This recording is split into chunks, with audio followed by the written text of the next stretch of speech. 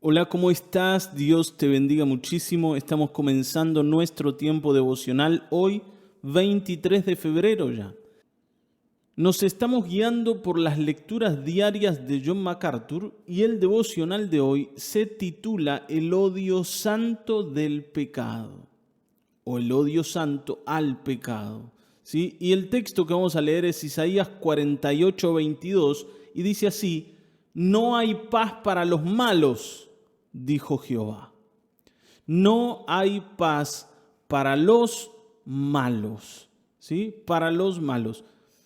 Aquí el Señor está tomando una posición, un lugar, y es el de condenar al pecado y condenar al pecador. Porque, a ver, hermanos, ¿quiénes son los malos?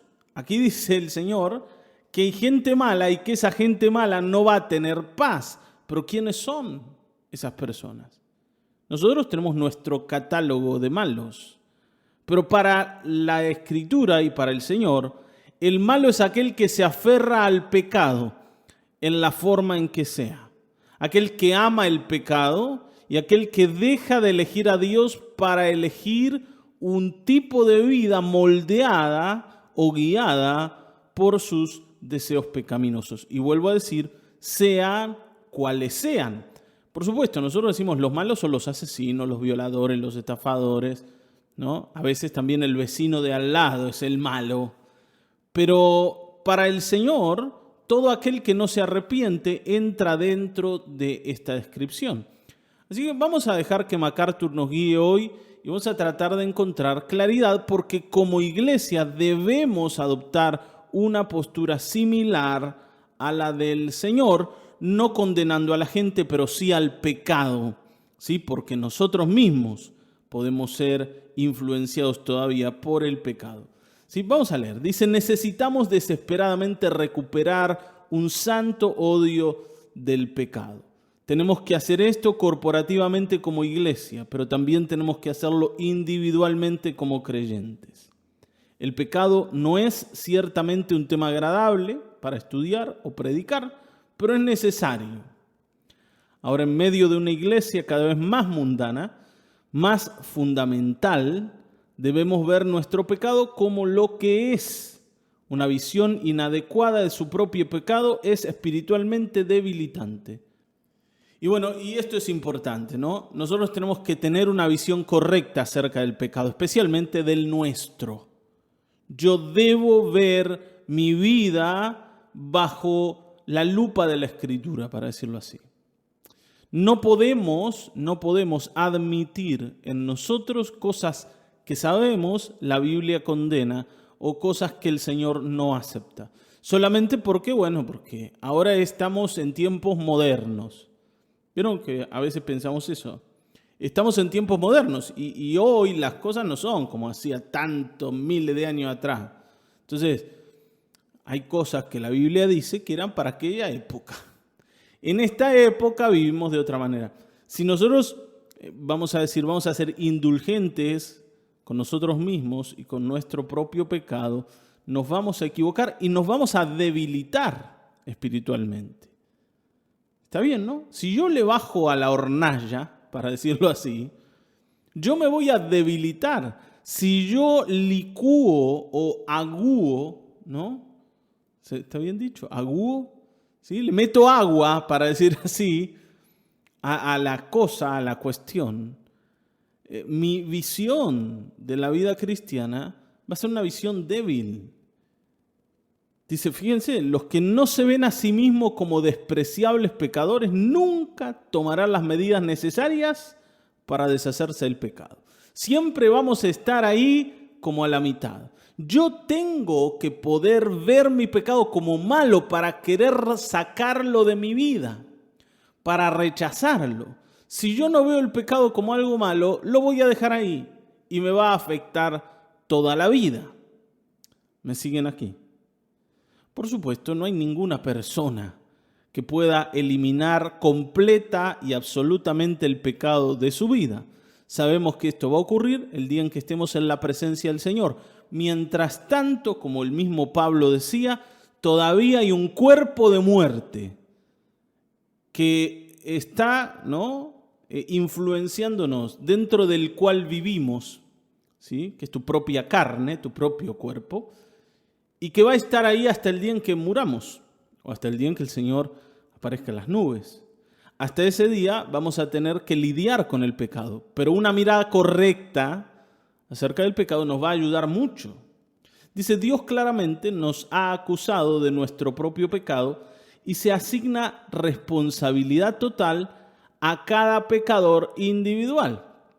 O sea, el Señor dice, vos sos responsable de tu pecado. Vos no sos responsable del pecado del vecino, no sos responsable del pecado de tu amigo, ni el de tu mamá, ni el de tu papá, ni el de tu mujer, pero sí del tuyo. Vos sos responsable de tu pecado. Esto es importante. Nosotros somos los que debemos tratar con nuestro pecado, no lo va a hacer nadie más. Y esto no lo quisiera utilizar para decirte que vos tampoco podés justificar tu pecado en base de las acciones de otras personas. Por ejemplo, ¿no?, yo soy malo y yo me enojo y yo te pegué o yo te lastimé o yo te dije lo que te dije porque vos me hiciste enojar, porque vos me obligaste. ¿Vieron? Es un ejemplo nada más de personas, en muchos casos nosotros mismos lo hemos hecho, que le echan a los demás la culpa de las macanas que se mandan. Delante del Señor yo no puedo venir con esa historia. Yo tengo que decir, Señor, yo me enojé porque decidí. Yo lastimé porque decidí. Me motivó mi propia ira, mi propio enojo, mi propia locura. Soy yo el problema, no es mi mujer, no es mis hijos, no es mi vecino, no es mi amigo. ¿Está bien? Soy yo. Y esto es claro, ¿no?, que en la Biblia somos responsables por esto de la doctrina del infierno. La terrible realidad de que cada pecador maldito y sin perdonar pagará para siempre en el infierno el terrible precio de sus pecados lo demuestra. O sea, cada pecador va a pagar por su pecado si no se arrepiente, si no es perdonado. ¿Me siguen aquí? Si yo me sostengo en el pecado, rechazando la gracia de Dios para alcanzar perdón, y me agarra el fin de mis días, yo voy a tener que pagar por ese pecado que cometí en el infierno por toda la eternidad. Y esto es claro en la Escritura. De ninguna manera puede este culpable escapar atribuyendo a otros su culpa, lo que decíamos recién. Está claro que Dios no nos ve como una raza de víctimas. ¿Vieron? Dios no nos ve como una raza de víctimas. Nosotros no somos víctimas de nada. Y lo que pasa es que Satanás nos engañó. La culpa es del diablo. O como decía Adán, ¿no?, la mujer que me diste. Nosotros siempre queremos deshacernos de la culpa, pero no vamos a poder en este caso. Dios es justo. Si Él nos viera como víctimas, castigaría a cualquiera, pero cada pecador condenado pagará el precio completo en el tormento eterno para sus propias obras, porque cada uno es plenamente responsable. ¿Por qué digo esto? ¿Para que nos asustemos? No, al contrario. Lo digo para que tratemos con lo nuestro. Yo, si sé que este es mi problema y este problema es mi responsabilidad, entonces voy a tratar con él. Me voy a meter en la lucha contra el pecado. Dice Hebreos, aún ustedes no han resistido combatiendo contra el pecado hasta la sangre. Todavía le falta guerra, viejo. Todavía le falta luchar. ¿Estás luchando con tu pecado? ¿Sí? Es parte de la pregunta final, pero ahora te hago así para que pienses. ¿Estás luchando o no estás luchando? Fíjense, leemos un poco más. Dice, la conciencia de nadie quedará en silencio entonces. Eso quiere decir que el día del juicio, la conciencia de cada uno de nosotros va a hablar y nos va a acusar. y encenderá al pecador con una furia recordándole que él es el único responsable de las agonías que va a sufrir eternamente. Nuestra conciencia debe hablar y debe decir, mirá, viejo, el Señor tiene razón, en esto te tenés que arrepentir porque esto que has hecho, lo has hecho vos. Y sigue un poquito más, dice, si encuentra usted, ¿no? O vos, que tu conciencia, si encontrás que tu conciencia se desvanece, o sea, que ya no te acusa tanto, que está como cauterizada, como dormida, tenés que darte cuenta de la gravedad de tu condición y arrepentirte rápido, rogar a Dios por una conciencia limpia, funcionando, y dedicarte a echar fuera el pecado de tu propia vida. Ojo, porque la conciencia por un tiempo nos acusa. La conciencia funciona como una alarma que se enciende cada vez que algo anda mal. Y te dice, esto no está bien. ¿Vieron que hay personas que se mandan una macana, enseguida se sienten mal? No, ¿qué hice? Pero si no le dan bolilla a la conciencia y no se limpian del pecado, la conciencia cada vez tiene un sonido más pequeño. La alarma se va apagando, se va desvaneciendo, se va cauterizando, hasta que un día ya no te acusa más. Un día ya no te sentís mal por el pecado. Un día ya no te importa. Y ahí estás listo para ser condenado. ¿Por qué? Porque ya no vas a buscar arrepentirte.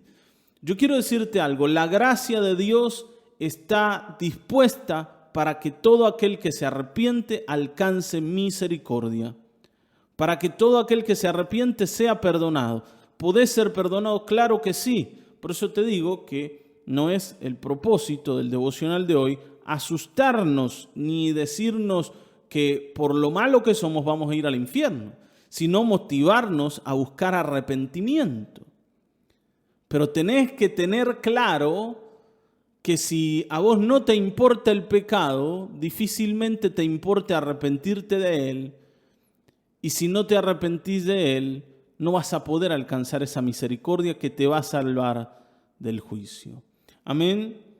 Yo quiero hacerte una pregunta y dejarte esta pregunta para que trates en tu tiempo devocional con Dios, y es esta, ¿sí? ¿En qué área de tu vida has tratado el pecado con ligereza? ¿Alguna vez te diste cuenta que no te importó demasiado que cierto pecado esté ahí presente? Y termino con un ejemplo, ¿no? Es como la persona que va al cardiólogo porque se siente mal y el cardiólogo le dice, mire, usted no puede comer más sal porque la sal hace que su presión se eleve y esa presión elevada puede dañar su corazón, puede llevarlo a la muerte incluso. Y a pesar de la recomendación, seguir consumiendo sal igual que antes.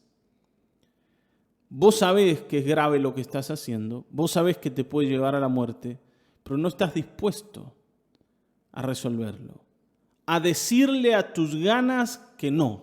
Bueno, el pecado es peor que la sal y debemos decirle que no. Y aunque todavía esté presente en nuestra vida, debemos poder tratar con él. Así que bueno, espero te sirva. A mí me sirve mucho este devocional y bueno, espero encontrarte también mañana. ¿Sí? Dios te bendiga mucho, ten ánimo y bueno, pronto el Señor va a venir y va a rescatarnos. Así que seguimos confiados en Él.